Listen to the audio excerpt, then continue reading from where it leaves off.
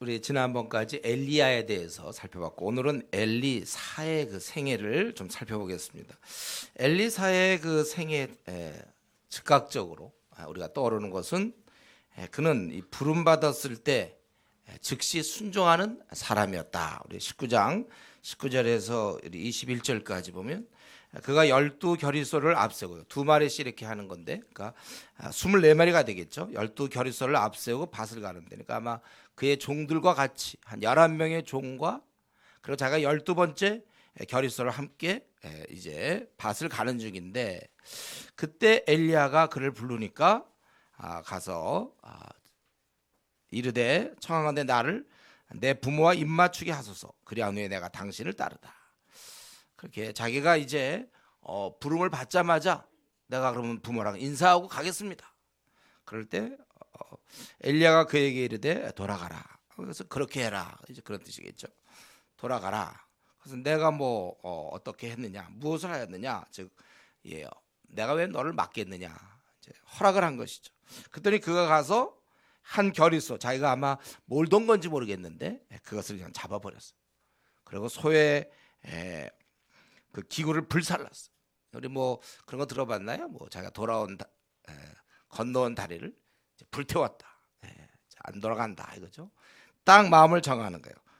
이제 나를 따르라. 엘리야가 그 얘기를 딱 하니까 그가 여기서 딱 뜻을 정하고 따르라고 그랬을 때 즉각적으로 즉시 순종하고 부모님과 인사하고 자기가 그동안 해왔던, 나이가 어느 정도 된지 모르겠어요.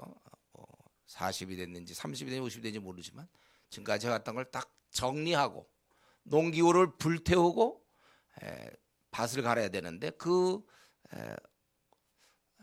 소를 삶아서 사람들과 다 나눠 먹고 자기가 이제 떠난다 그거죠.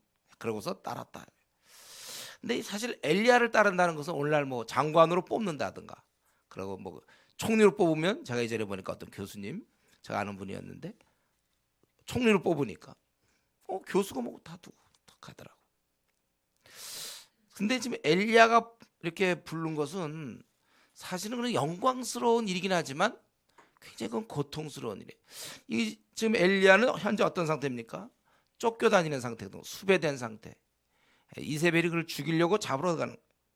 또 그 이전에도 아방이 그를 막 잡으려고 했던 얘기를 다 알고 있었음에도 불구하고 이 길이 경우에 따라서는 죽음의 길이 될 수 있는 위태로운 바로 그러한 상황임에도 불구하고 즉각 그는 순종했다는 것입니다. 앞날에 대한 대안, 자기가 밭을 갈던 사람이 농부가 그거 정리하고 자기 앞날에, 사실 엘리야도 뭐 어디서 얻어먹고 까마귀한테 얻어먹고 또 어디 가서 과부집 가서 거기서 이제 그동안에 먹고 살던 뭐 그런 사람인데, 이 사람을 쫓는다는 것은 자기 앞날에 대한 대안은 그거는 생각할 수 없는 거예요. 앞날에 대한 대안은 없는 겁니다. 그냥 가는 거예요. 그러나 그 부르심을 피하지 않았어요. 원래 이렇게 앞날에 안정 생각하면요, 우리 움직이지 못합니다. 그래서 원래 아브라함이 훌륭한 점이 뭐예요? 갈 바를 알지 못하고. 원래 이게 맞는 거예요. 성도는 갈 바를 알지 못하고 하는 것이지, 그거 뭐 다 해갖고는 언제 움직입니까? 우리가 그냥 그 자리에만 머물러 있어야 돼. 갈 바를 알지 못하고. 오늘날 외국 나가는 건 좀 그래도 이제 뭐 자유롭고 쉽고 일반사지만, 옛날 아브라함 그럴 때 외국에 어떻게 될지 모르는데 갈 바를 알지 못하고, 마찬가지로 이때 그의 안정, 그가 안정된 생활을 할 것이다, 그건 상상할 수 없는 것이죠. 그냥 가는 거예요. 그리고 그 엘리사라는 사람, 그래서 아마 하나님께서 그때 엘리사를 뽑아라 그랬잖아요. 하나님이 그걸 보신 것 같아요. 그의 그 성격, 그의 그 신앙, 한 번 정했으면 끝이야. 딱 마음을 한 번 정했으면 그걸로 끝나는 거예요. 그래서 그가 농기구를 불태우고 불사르고, 아마 그걸로 해서 삶았는지 모르겠어 고기를. 어쨌든 그렇게 하고 그는 이제 마음을 정한 겁니다. 마음을 딱 정하는 거예요. 그 농사 짓는 사람들이 소가 얼마나 귀해요. 잡아먹는 거예요. 그냥 끝내는 거예요. 한 번 마음을 정하면 딱 이런 맛이 있어야지 우리가. 이랬다 저랬다 상황 따라 이랬다 저랬다. 이게 보통 사람들이고 좀 뜻이 있는 사람들은 한번 딱 정하면 가는 거예요. 그래 나중에 주님 만났을 때도 딱 이렇게 하십니다. 왔다리 갔다리 우리 마음이 우리 얼마나 많이 자주 우리 흔들립니까? 예? 변덕스럽다고도 하잖아요. 우리 이러면 안 되겠어요. 딱 여기 보니까 엘리야 하나님으로부터 이 부름이 확실하니까 딱 마음을 정하는 거예요. 그리고 이제 그렇게 해서 생을 마치는 거예요. 나중까지 한 번 정하면 사람이 한 번 정하면 그걸로 끝나야지. 뭐 자꾸 말이 많습니까? 자기 생계의 수단이었던 이 농기구를 다 불태웠다는 것은 확실한 결단. 더 이상은 내가 이 삶을 살지 않겠다. 이제는 자기가 주의 부르심 따라 이 길을 가겠다. 그런 결정이죠. 사실 우리는 이걸 보면서 참 엘리사 확실하구나. 이걸 이렇게 성경 우리가 그걸 얘기하는 것이 아니라 우리는 어떤가? 우리도 사실 지금 유로부터의 부르심 받았잖아요. 천국 백성으로 나그네 길을 우리가 우리가 어두운 가운데 있다가 어느 날 우리 교회는 이제 그런 사람이 많죠. 중간에 예수 믿은 사람. 어느 날 우리가 주님의 부름을 받았어요. 부르심 받은 우리도 마찬가지로 이런 자세로 살아야 됩니다. 앞길에 대안이 없을 수 있고 그거 포기해야 될지도 몰라요. 경우에 따라서는 지금 위험해서 목숨을 맞바꿔야 되는 그런 상황이라 할지라도 주께서 원하신다면 내 삶을 드리는 것입니다. 주님 필요하시면 제 삶을 쓰십시오. 제가 대학 시절에 했던 건데 제가 대학 시절에 그때 주님의 은혜를 제가 깨닫고서는 내 삶을 쓰십시오. 딱 그렇게 우리가 내드려야 되는 거예요. 주님 필요하시다면 내 가진 거 없지만 제 젊음 드리겠습니다. 저 주님 앞에 자주 그런 얘기했는데 내가 드리겠습니다. 우리 주님 필요하시면 나 말고 저 사람을 좀 써주세요. 다른 사람 저 사람 어디 가게 해주고 나요? 난 절대 안 돼요. 나는 이거 있는데 항상 그러니까 주님 필요하시면 저쪽 다른 사람은 쓰고 왜 나는 아닌가요? 왜 나는 아니어야 되죠? 한 번이라도 생각해 본 적 있나요? 항상 을에 무슨 그런 일은 그 사람 혹시 선교사 일이든지 어떤 일은 그거는 그 사람이 하고 나는 아니죠. 아직도 그러니까 한 번도 자신을 주님께 드려본 적이 없어. 우리 이렇게 헌금 드릴 때 우리가 예물을 드리지 않습니까? 그 의미가 없어요. 예물만 드리는 건 의미가 없어요. 하나님이 돈이 없습니까? 필요 없어요. 그런 거 다. 여러분 그 드릴 때마다 훈련. 나를 드려야 된다. 이 예물이 주님 위해서 사용되듯이 내가 사용돼야지. 나는 사용 하나도 안 되고 돈만 사용돼서 뭐합니까? 어쩌면 아직까지도 한 번도 주님은 날 위해 자신을 드렸지만 나는 한 번도 내 자신을 드리지 않았는지 몰라요. 부모는 자신을 위해서 다 희생하는데 자식은 부모를 위해서 한 번도 그 부모의 은혜를 깨달아 본 적이 없어. 부모를 위해서 아무것도 안 해. 우리가 주님 필요하시면 나 같은 거라도 쓰십시오. 이렇게 그렇게 기도해야 그게 제대로 된 그리스도인이지. 만약 그런 상황이 오면 어떻습니까? 때로는 기도 좀 해보고요. 여러분 원래 이거 맞는 자세입니다. 우리가 어떤 일을 할 때 항상 기도해보고 해야 되는 거예요. 근데 뻔히 이거는 하나님이 원하는 걸 아는데도 기도 좀 해보고요 하고서 이제 틈을 보다가 슬슬 시간 지나면 이제 양심도 무뎌지면 그냥 아닌 것 같습니다 이러는 거죠. 뭘 기도 좀 해봅니까? 지금 이 전쟁이 벌어져서 장군이 돌격 앞으로 막 이러는데 잠깐만요. 생각 좀 해봐야 되겠습니다. 지금 싸움이 벌어지고 있다니까. 좀 생각할 시간이 필요합니다. 병사가 그래 그냥 돌격하면 가서 하는 거고 후퇴하면 후퇴하는 거고 원래 이렇게 되는 거 아닌가? 우리가 이런 면에서 여러분 우리 쓰는 면에 있어서 자유로워야 돼. 아직도 이게 꽉 매여 있는 거야. 나의 안정과 나의 어떤 꿈, 계획, 그 안에 꽉 묶여져 있으면 안 돼. 훌훌 털어버려서 원하시면 쓰세요. 그래 자유롭죠. 앞날에 대해서 아주 평안해. 되는 것도 없고 안 되는 것도 괜찮아. 우리가 그래야 돼야 되는 것입니다. 그분이 나를 쓰시겠다 하면 기꺼이 따를 준비가 되어 있어야지. 그렇다면, 그렇지 않다면 그건 중생 이전의 모습이잖아요. 자기의 원하는 대로 하여 본질상 진노의 자녀더라. 우리가 진노의 자녀였을 때 우리 모습이 내가 원하는 대로 하여 내가 원하는 대로 사는 것, 그거는 거듭나기 전의 모습 아닙니까? 중생 이전의 모습.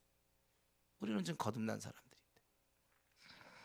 오직 너희 자신을 죽은 자 가운데서 다시 살아난 자와 같이 하나님께 드리며 너의 지체를 의의 무기로 하나님께 드리라. 로마서 6장에 있는 말씀이죠. 우리는 이렇게 사는 겁니다.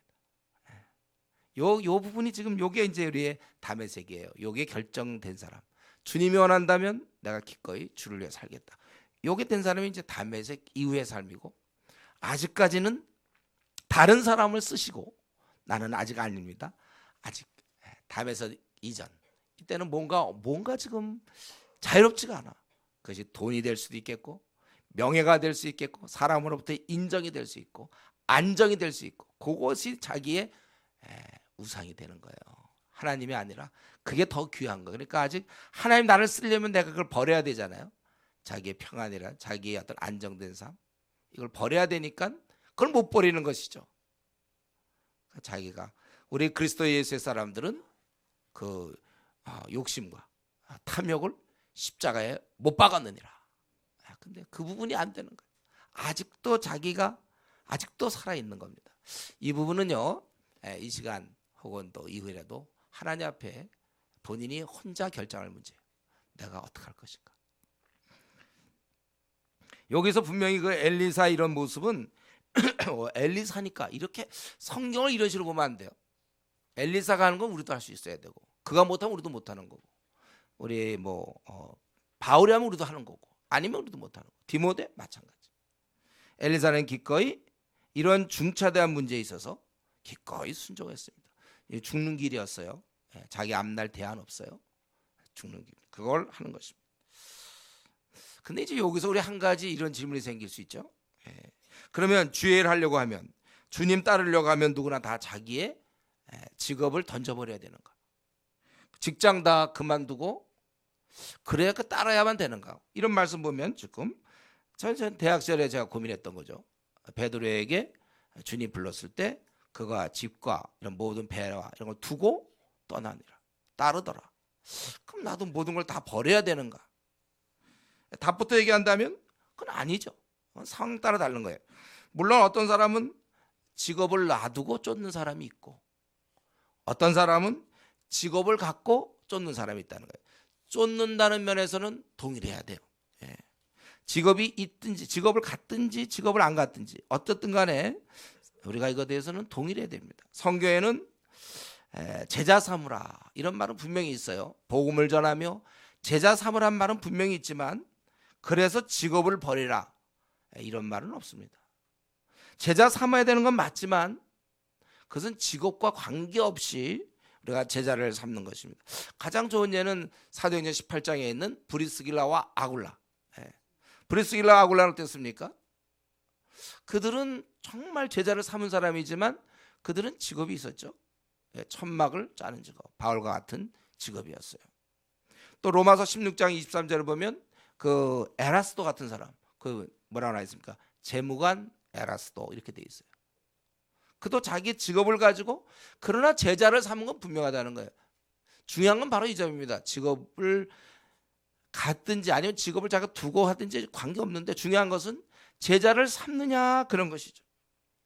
그래서 우리는 성경에는 우리 이제 예수님께서 이 제자들에게 명하실 때는 그들 중에 어부도 있고 농부도 있고 뭐 여러 사람들이 있지만, 이제 그런 사람들에게 제자를 삼으라 그건 명하셨어요. 우리가 그건 자기의 직업이 뭐든지 간에 하면 되는 거예요.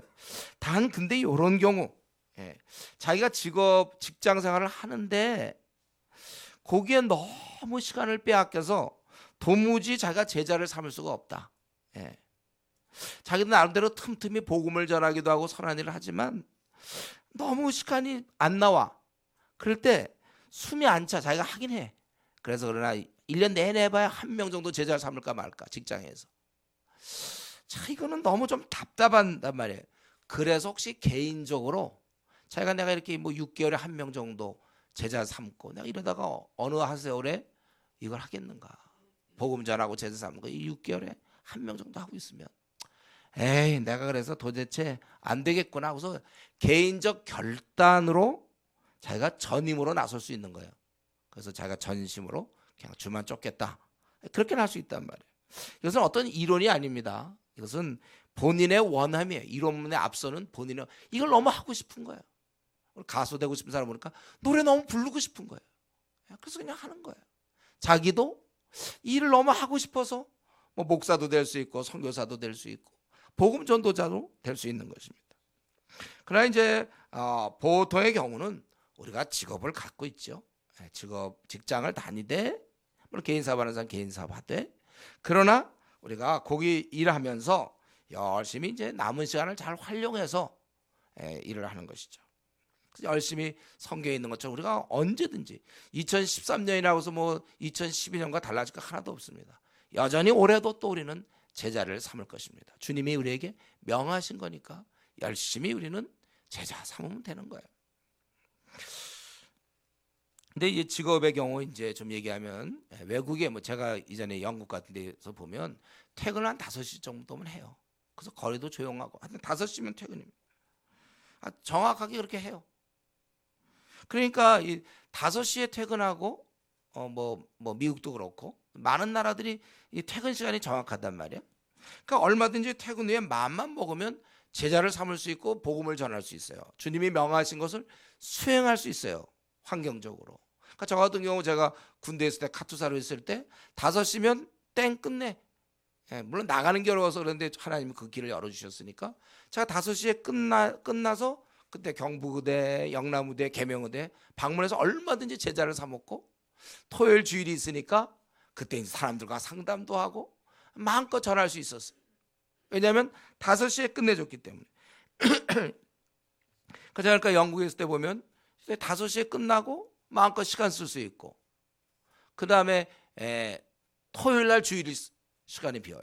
그러니까 그때 마음껏 하고 또 휴가도 막 3주 한 달씩 얻어요. 그러니까 그때 뭐 얼마든지 수련회에서 이렇게 사람들을 키울 수 있는 겁니다.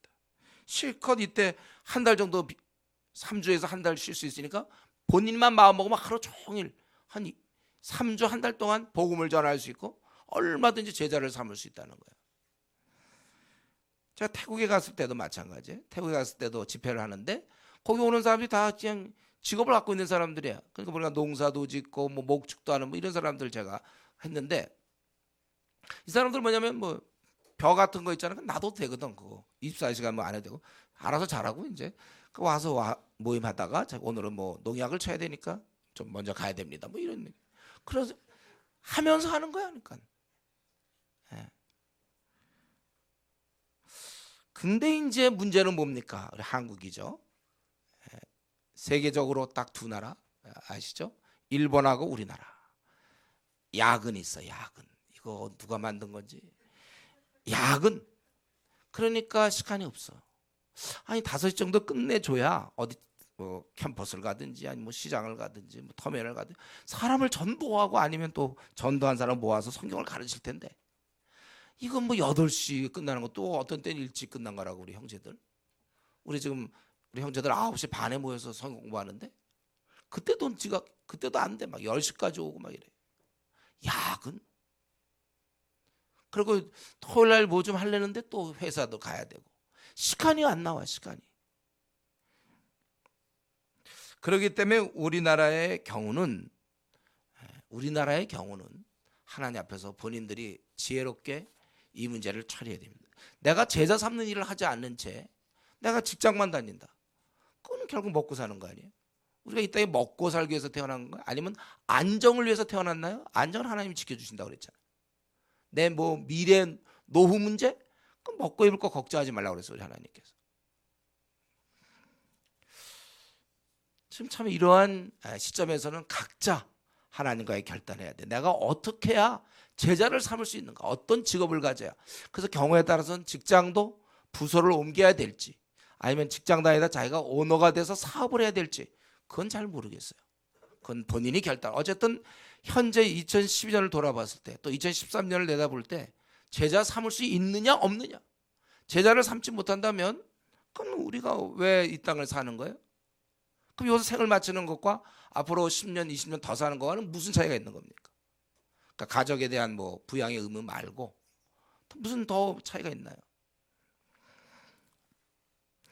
그러니까 지금 근데 우리 이것처럼 지금 이 엘리사가 했던 것처럼 자기의 농부 직업을 끝내고 쫓아가는 거. 이거 그래서 꼭 주님을 하려면 직장을 그만둬야 되냐? 그건 아니에요 분명히. 근데 지금 한국 교회 문제는 무조건 직장을 버리고 주를 쫓는 사람이 많아서가 아니라 반대로 그냥 직장에만 눌러 있는 사람이 있어서 문제라니까요. 그러니까 직장 일만 하는 거예요. 즉 다른 말로 하면 이 80년짜리 인생 그냥 먹고 사는 일에만 관심일 뿐이에요. 노후 준비 평안, 돈 버는 맛 뭐 이런 거. 여기서 도무지 복음을 전하고 제자 삼으라는 주님의 말씀은 귀등에 그냥 이렇게 귀에 한 귀로 들렸다가 한 귀로 흘러가는 거예요. 여러분 제자 삼아야 된단 말이죠. 한참 뒷전이에요. 제자 삼으라. 사람을 얻으라고 그랬지 돈을 얻으라고 그랬습니까 우리 보고? 근데 우리가 사람을 안 얻어.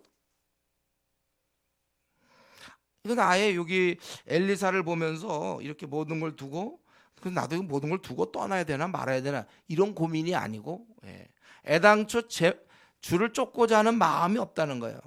제자를 삼으려고 노력하지 않는 게 우리 한국 교회의 현재 21세기 2013년에 현재 제가 바라보는 문제점입니다.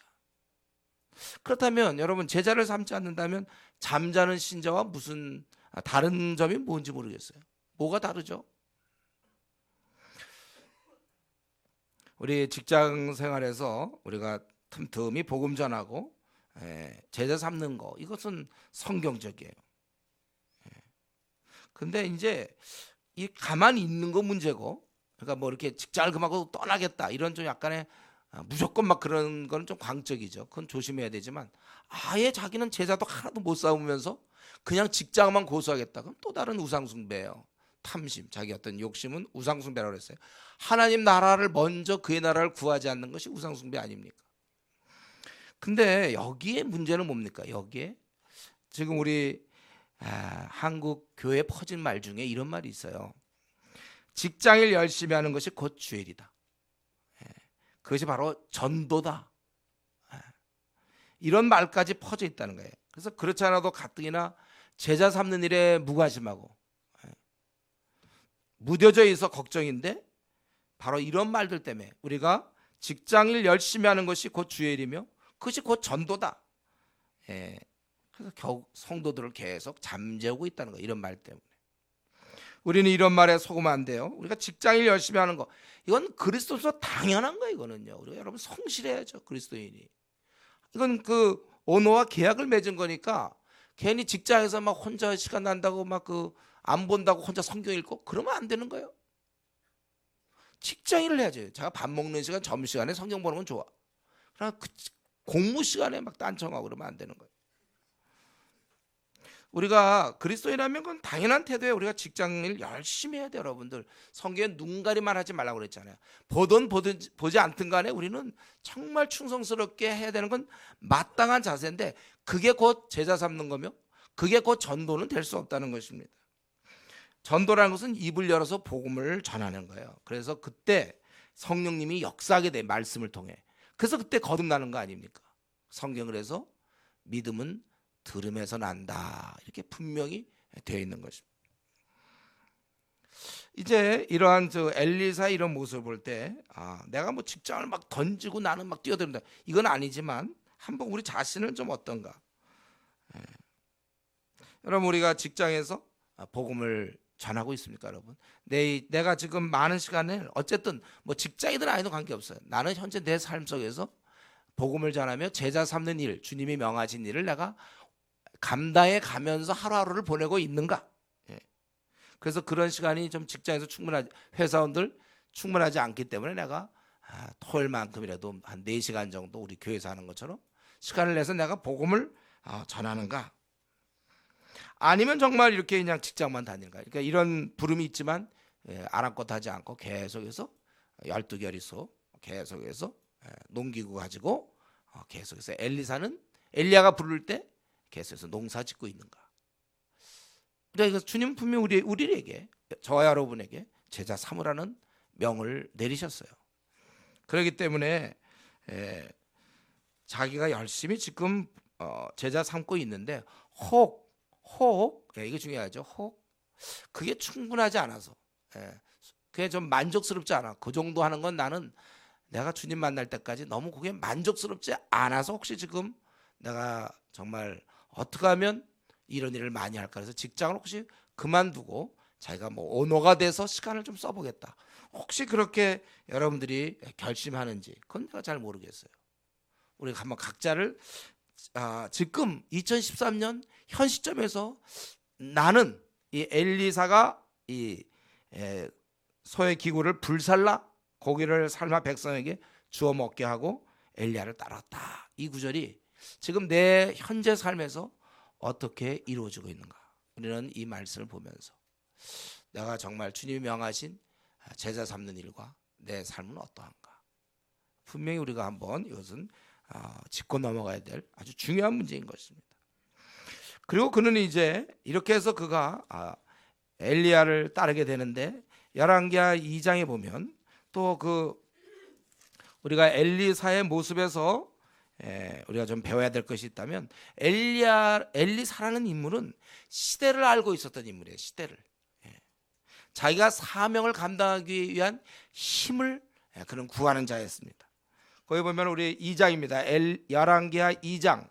제가 갖고 있는 성경 560쪽이에요. 거기 보면 엘리야가 엘리사와 더불어 길갈에서 나가더니 이제 엘리야가 2절에 보면 엘리사에게 너 여기 있으라 그랬어요. 여기 있으라. 나는 지금 베델로 가야 된다. 하나님이 베델로 보낸다. 그런데 이 엘리사가 말을 안 들어. 절대 나는 당신을 떠날 수 없습니다. 그 길갈에서 베델까지는 대략 한 30km 정도 돼요. 그래서 거기 2절 보세요. 2장 2절에 보면 열왕기하 2장 2절. 베델로 보내시니라 하니 엘리사가 이르되 여호와께서 살아계신과 당신의 영혼이 살아있음을 두고 맹세하노니 내가 당신을 떠나지 아니하겠나이다. 그래서 이에 두 사람이 베델에 갔다는 거예요. 그리고 이제 베델에서 4절에 보면 또 엘리야가 얘기해. 너 여기 좀 있어라. 나 여리고로 가야 된다. 하나님 나를 여리고로 보내시니라. 여리고까지도 대략 한 30km 정도 돼요. 근데도 이때도 똑같은 얘기를 하죠. 절대 나는 떠날 수 없다. 그러더니 또 여리고까지 같이 갔어요. 그들이 이제 6절에 너 여러분 여리고에 머물러라. 엘리야는 지금 띄워놓고 가려고. 너 여기 머물러. 나는 이제 요단강을 건너가야 된다. 근데 절대로 나는 당신을 떠날 수 없습니다. 아주 그냥 이를 꽉 깨물고 절대 못 떠난다. 그래서 같이 가는 거예요. 그러니까 하도 이렇게 하니까 이제 9절에 이들이 요단강을 건넜어요. 엘리야가 엘리사에 이르되 나를 내게서 데려감을 당하기 전에 내가 네게 어떻게 할지를 구하라. 이렇게. 그러니까 엘리사가 이르되 당신의 성령이 하시는 역사가 갑절이나 내게 있게 하소서 하는지라. 왜 갑절을 구합니까? 이게 바로 엘리사의 영성이에요. 이 시대를 봤을 때 너무나 악하고 타락되어 있기 때문에 그는 자기 힘으로 이 사명을 감당할 수 없었다는 거예요. 하늘로부터 오는 힘을 간구하되 이렇게 보통 얘기하는 거 아니에요? 보통 제자는 만약에 한다면 스승님만큼 제가 되게 해주십시오. 스승님만큼만 내가 되면 좋합니다. 아니면 보통 이제 겸손한 사람은 절반만이라도 뭐 좀 이래야 되는 거지. 스승님이 지금 모자라다는 뜻 아니에요? 이건 갑절을 달라. 그것은 그만큼 그가 상황에 대한 인식이 아주 처절했다는 거예요. 너무나 지금 타락되어 있고 배도의 물결이고 세속적이고 이런 시대를 바라보면서 자기 힘으로 안 된다는 걸 깊이 깨달았던 이 엘리사. 참 이러한 깨달음이 내가 보기에 우리 지금 엘리사 얼마나 훌륭합니까? 명했을 때 바로 순종하고 나고 바로 이런 것을 하나님이 인정할 정도로 엘리사에게 너의 그 다음 일을 넘겨라. 하나님 그 정도로 할 정도로 엘리사는 준비된 인물이지만 그럼에도 불구하고 그는 여기서 간절히 아주 어떻게 보면 죽기 살기로 쫓아오지 말라. 엘리야 귀찮다. 이건 아니에요. 제가 보기에 엘리야가 약간 시험하는 것 같아요. 어떤가? 끝까지 쫓아가요. 그래서 절대로 자기 놓쳐서는 안 되고 그리고 2배나 더한 능력을 얻고자 했다는 거예요. 갑절의 그거. 왜? 지금 이 시대가 어떤가? 혼란한 시대. 2배 갑절. 근데 오늘날 우리는 어떻습니까? 우리는 지금 이 시대는 우리 그런 힘이 안 필요한가요? 여러분, 만약에 지금 내 힘으로 간다면요, 여러분이 자기 힘으로 세상에 산다면 조롱거리밖에 안 돼요. 마귀의 힘, 뭐 이웃은커녕 자기 몸 하나 제대로 이렇게 간수하기가 쉽지 않다는 거예요. 우리가 도와달라 그래야 돼. 지금 왜냐하면 이 공식이 뭡니까?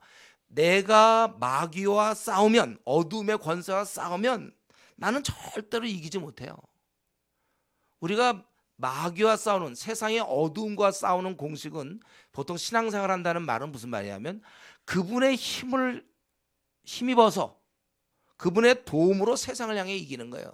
그래서 시험에 들지 않는 거예요. 그래서 너희가 무시로 우리가 기도해야 되고, 시험에 들지 않도록 기도하라고 그래 돼 있잖아요. 우리 힘으로는 세상을 이길 수 없습니다. 자신을 믿지 마세요. 우리에겐 다 깊은 죄성 가운데 태어난 사람들이고, 비록 죄인을 용서하시는 그 하나님의 은혜로 우리가 이렇게 그리스도인이 되었지만, 여전히 우리는 우리 힘으로는 안 되는 거예요. 평생 죽을 때까지 날마다 도우시는 그분의 은혜, 우리가 말씀과 기도 생활을 통하여 성령 충만함으로써만이 우리가 세상을 이기는 거거든요.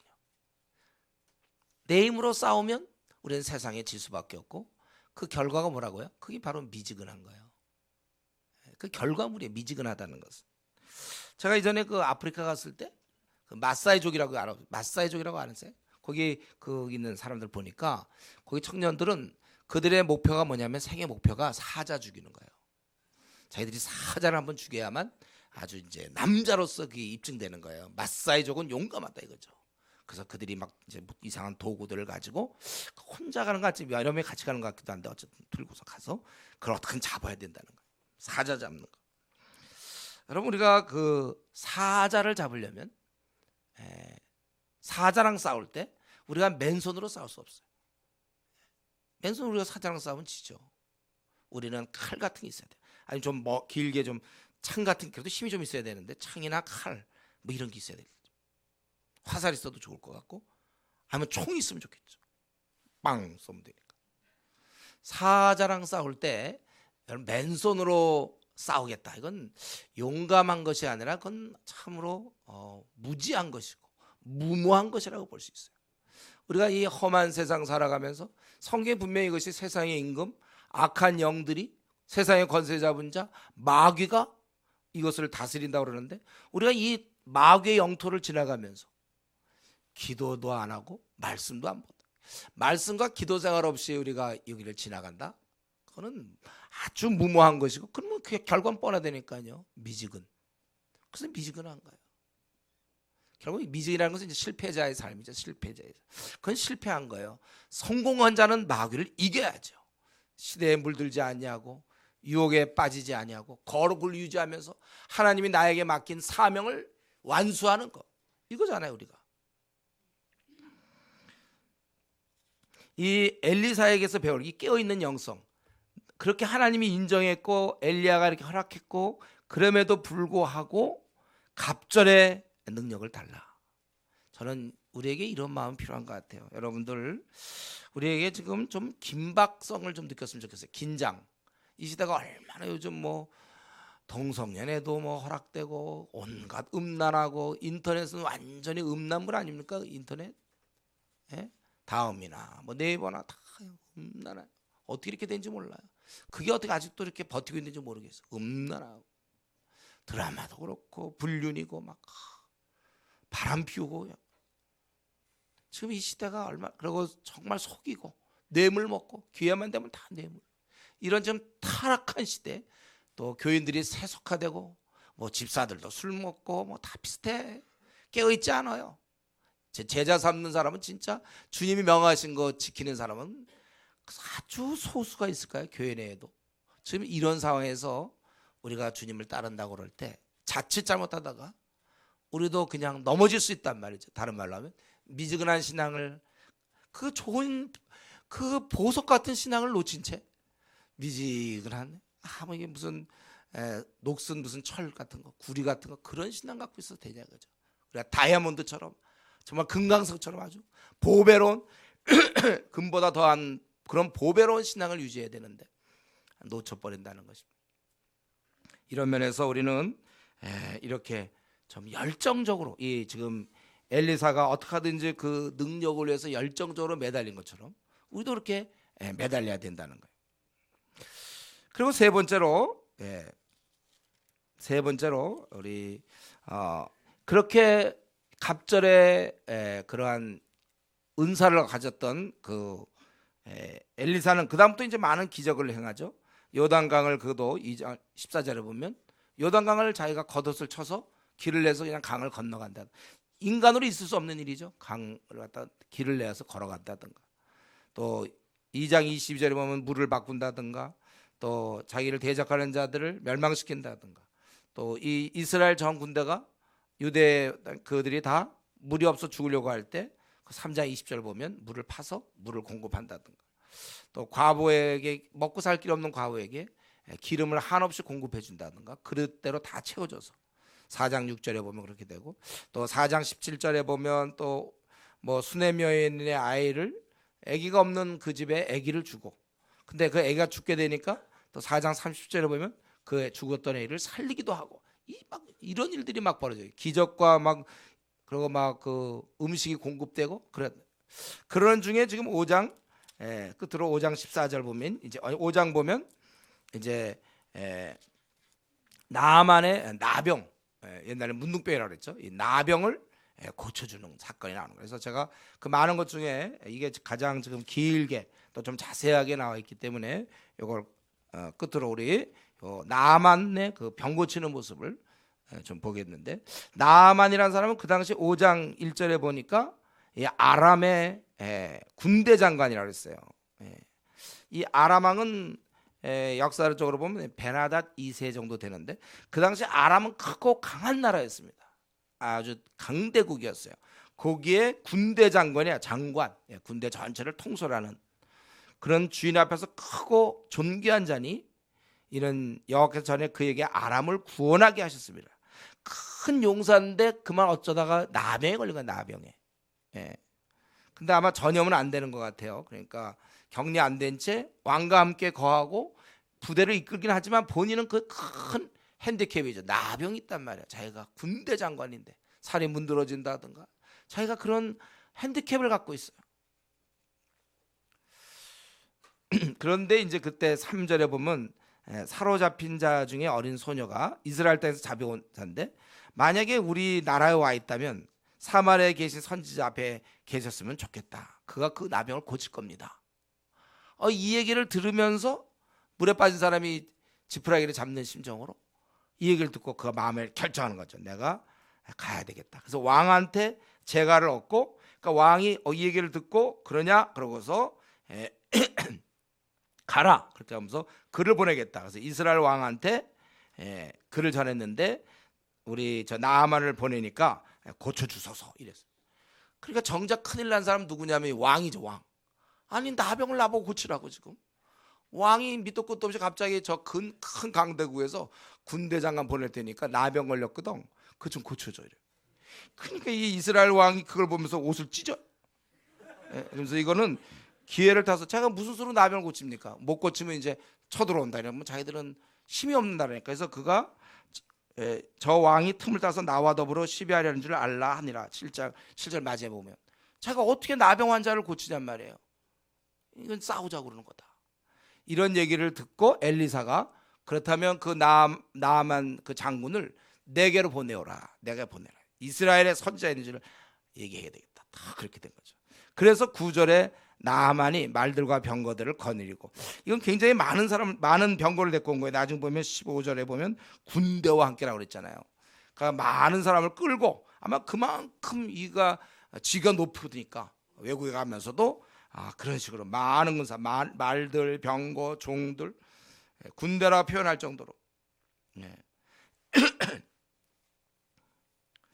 정말 먼 길을 온 거죠. 만약에 다메섹에서 이때 사마리아에 있었다면 거의 그 170km고 그 길이 좀 험준했어요. 산 넘어 또 가야 되고 그런 길이었는데 그 먼 길을 이제 찾아온 거예요. 그래서 그가 이제 많은 또 재물도 갖고 왔죠. 그 이제 낫게 해주면 주려고 많은 재물. 5절에 보니까 은 10달란트와 금 6,000개와 의복 10벌을 가지고 왔다. 그래서 왔는데 이제 어떻습니까? 왔는데 나아만이 오니까 엘리사가 어떻게 했냐면 종을 시키죠. 종을 시켜서 사자를 그에게 보내. 아마 종이거나 제자인데 가가지고 그 나아만 너 가서 요단강 가서 몸을 7번 씻으라. 끝이야. 나아만이 그냥 뿔따거나 11절에 보면 나아만이 누워요. 이게 지금 아니 자기가 당연히 엘리사 그 선자가 나와서 먼 길 오셨습니다. 그리고 자기 생각은 어땠어요? 머리가 도니까 이 사람이 그가 내게로 나와서 11절 그의 하나님이 여호와 이름을 부르면서 그의 손을 나한테 좀 이렇게 안수를 좀 하고 그래서 뭐 좀 흔들고 이러면 내 나병이 고쳐질까 했는데 웬 종 하나 보내더니 아니 그리고 자기가 왔으면 맞이해야 되는 거 아니야? 자기가 지금 얼마나 큰 나라의 자기가 군대 장관인데 이게 그냥 이럴 수 있는 거죠. 더나 어쩌면 또 자존감 약한 사람이 이게 난 나병 환자를 깔봐 이게 죽었어 니들 막 이럴 수도 있어요. 근데 엘리사는요 탁 있다가 종 보내서 가서 물로 씻어 탁 이렇게 된 거예요. 꿀이 나니까 나만이 그냥 응 하고선 자기가 이제 돌아가려고 그러죠. 그러면서 하는 얘기가 뭡니까? 다메섹강 아바나 우리는 잘 이런 강이 이름도 몰랐는데 아바나 강이 있어 거기에 아람에. 그리고 바르발 굉장히 깨끗한 강. 학자들이 그래요. 깨끗하다 그래요. 바르발이 더 낫지 않냐? 요단강에 씻을 바에는 뭐가 이게? 바르발 강에서 내가 씻지. 내가 이게 뭔가 분노해서 말이지 떠나는 거예요. 제가 생각할 때 왜 엘리사가 이렇게 했을까? 제가 보기에 이거는 사실은 이 나아만이 하나님 앞에 나오는 자세가 안 됐어. 뻣뻣하고 여전히 자기가 군대 장관으로 하나님 앞에 나오는 거예요. 교훈하는 거죠. 교훈. 이제 이따 한번 좀 더 살펴보고요. 그래서 이 가겠다 그러는데 그의 종들이 얘기하기를 더한 일을 시켜도 하지 않겠네. 여러분 그 암 같은 거 걸렸을 때 보면 굉장히 힘든 치료라도 해요. 나으려고. 근데 씻으라는데 그건 못합니까? 이렇게 얘기하니까 아까 머리 돈다고 그랬잖아요 이 사람이. 그럼 씻으라는데 그럼 씻어야 되는 거 아니에요? 그래서 가서 어떻게 했습니까? 나아만이 이에 내려가서 하나님의 사람의 말대로 요단강에 7번 몸을 잠그니 그의 살이 어린아이의 살같이 회복되어 깨끗하게 되었더라. 그래서 그가 고침을 받았다는 거예요. 어떤 사람은 이제 그런 얘기 할 수 있죠. 어떻게 나병이 낫습니까? 그런 병이 어떻게 낫고 이러니. 여러분 이런 기적은 하나님이 계시다는 건 아무것도 아니죠. 하나님이 계시지 않을 때 자기는 딴 건 다 믿겠는데 이런 기적은 못 믿겠습니다. 아니 하나님이 계시다면 이게 뭐가 어려운 문제예요? 안 계실 때가 이렇게 어려운 거지. 그래서 그가 여기서 깨끗하게 회복됐다는 거예요.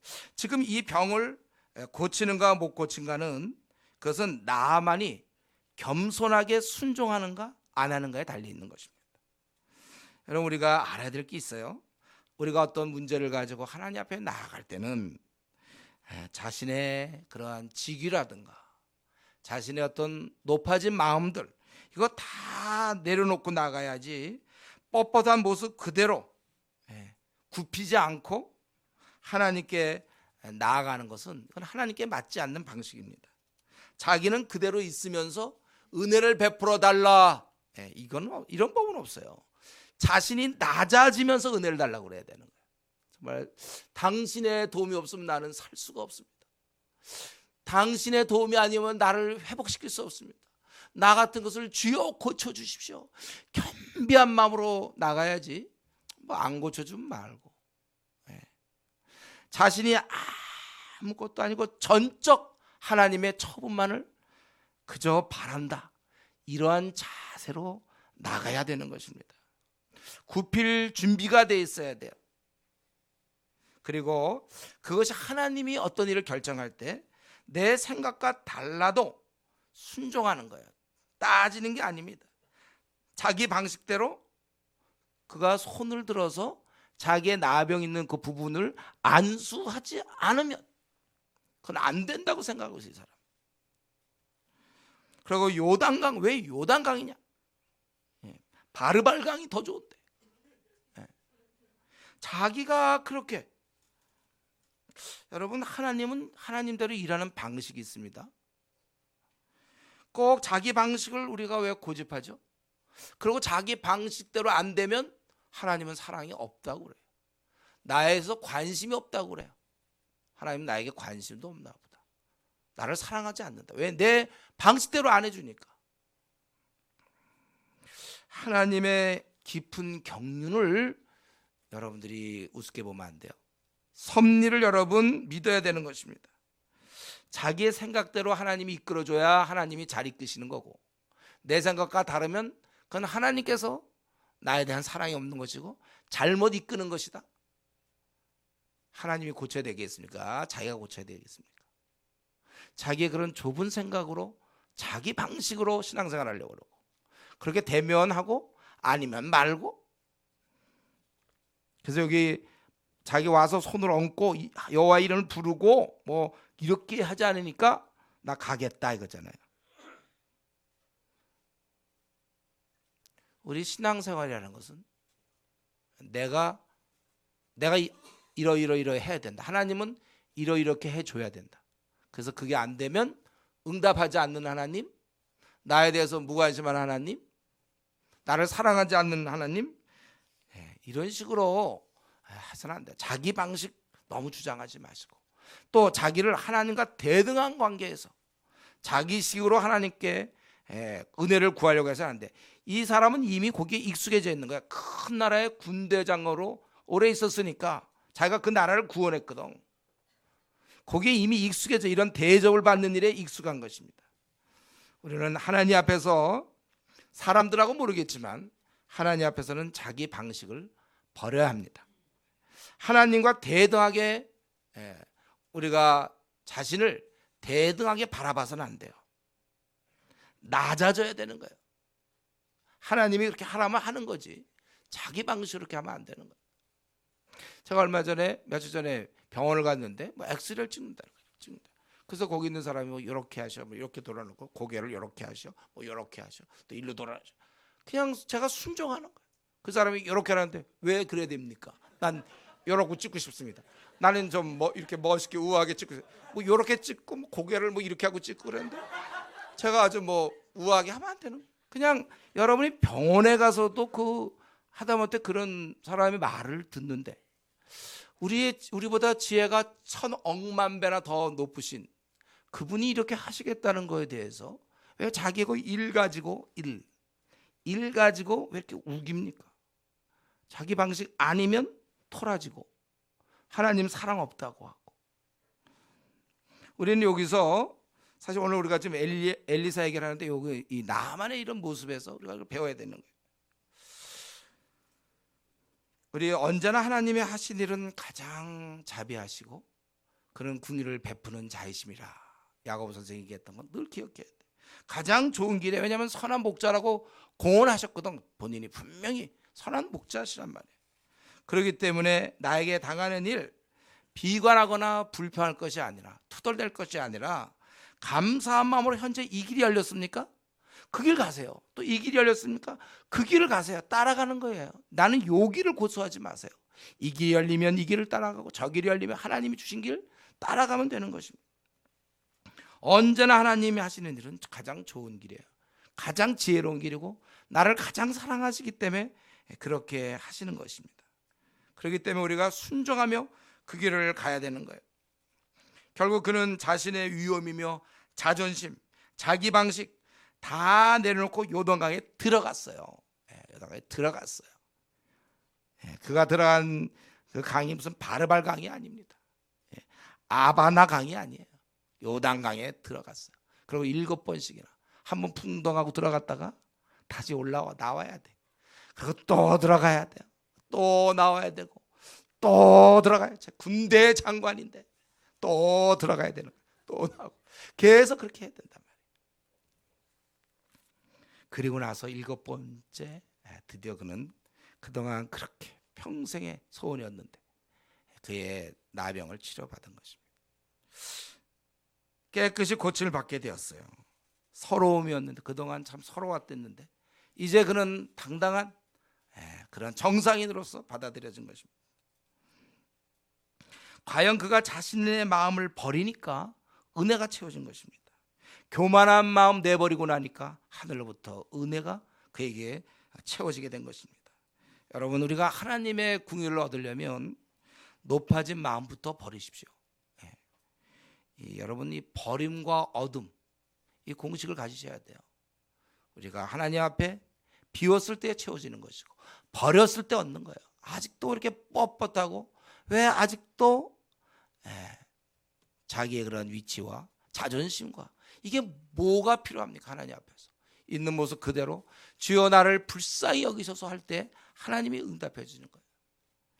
그래서 그 결과로 그가 15절에 나아만이 와서 온 천하에 이스라엘에는 온 천하에 신이 없는 줄 알았다. 그리고 17절에 이제부터는 내가 종들이 종이 번지고 다른 희생자를 여호와 외에 다른 신에게는 드리지 아니하고 다만 여호와께 드리겠나이다. 우리 비로소 왜 그때 그 엘리사가 왜 이렇게 뻣뻣하게 어떻게 보면 종본에서 엘리사는 뭐 머리가 없나요?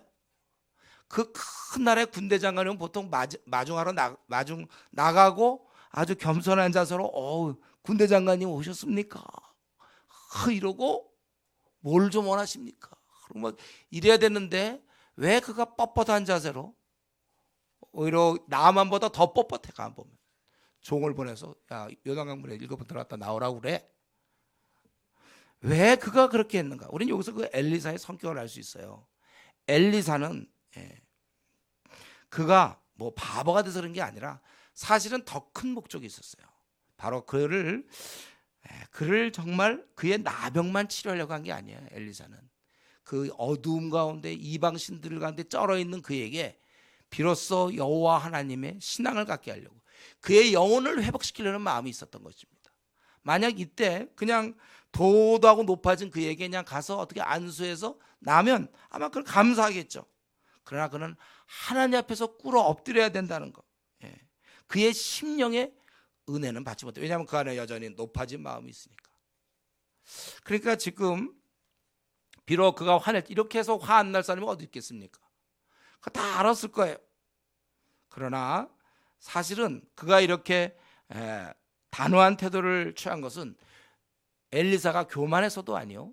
그는 그 나아만의 영혼에 대한 관심을 가지고 그를 위해서 단호한 태도를 취함으로 그래서 결국 그는 낮아지게 되었고 하나님의 은혜를 나병만 고친 게 아니라 영혼도 새롭게 될 수 있었다는 것입니다. 당장의 평화가 중요한 게 아니에요. 갈등 상황을 잘 못 견디기 때문에 그냥 대충 좋게 지내자 그런 게 아닙니다. 사람들한테 인정받는 게 중요한 게 아니에요. 궁극적으로 그 사람에게 어떤 유익이 있을까? 때로 우리 안 믿는 집에서 부모님 아직도 전도 못하는 경우 가만히 보면 그 짧은 평안을 위해서 평화 무슨 큰 소리가 집에 날까 봐 그래서 궁극적으로 부모를 사랑하는 게 아닙니다. 자기를 사랑하는 것이지. 자기가 그런 얘기 듣기 싫으니까. 정말 우리가 좀 멀리 내다보면 우리는 이러한 엘리사 이런 것 하필 자기가 얼마나 나갈 수 있는데 종을 보내서 그를 갖다가 요단강 가라. 그를 낮아지게 만드는 하나님 앞에서 낮아지게 만들어서 결국 그가 정말 이런 식으로 그 깊은 게 한 번도 낮아져 본 적이 없었겠지. 이 사람이 비로소 낮아져서 하나님의 은혜를 경험하게 된 것입니다. 여러분 우리가 이제 이런 엘리사처럼 우리도 어떤 일을 처리할 때 단기적인 평화 그것이 중요한 것이 아니라 그 사람을 위해서 우리가 그 사람의 장기적인 좀 관점에서 어떻게 하면 그 사람을 세워줄 수 있을까? 때로 가족의 구원 문제도 마찬가지요. 직장에서도 마찬가지. 당장에 내가 상관에게 미움을 받을지 몰라도 해야 될 말은 해야 될 것이고 자녀를 키움에 있어서도 자녀 눈치 보는 거 아니고 부모 눈치 보는 것도 아니고, 또 우리는 어디서나 항상 공의 안에서 참된 것을 말하고, 이 시대가 가뜩이나 타협되어 있고 거짓된 이 땅에서, 소돔과 고모라 같은 이 땅에서 우리는 엘리사처럼 항상 그 사람을 하나님 앞에 세우는 관점에서 항상 얘기하고 단호하고 분명하게, 그래서 최종적으로 당장은 아니더라도 그 사람을 잘 도울 수 있도록. 그래서 엘리사가 그 높고 높은 사람이 찾아왔지만 종을 내보내고, 그가 분노해서 또 어떤 일이 벌어질지도 모르지만 군대를 끌고 왔으니까 그렇게 장기적으로 내다보면서 이렇게 했던 모습들, 그래 엘리사를 통해서 이런 것을 또 배우고, 이 나그네 길을 가면서 여러분 정말 당장이 아니라 그 사람의, 당장 그 사람이 싫어할지도 모르지만 그 사람의 영혼을 생각하면서 단호하게 얘기할 수 있는 그러한 우리 성도 되기를 바랍니다.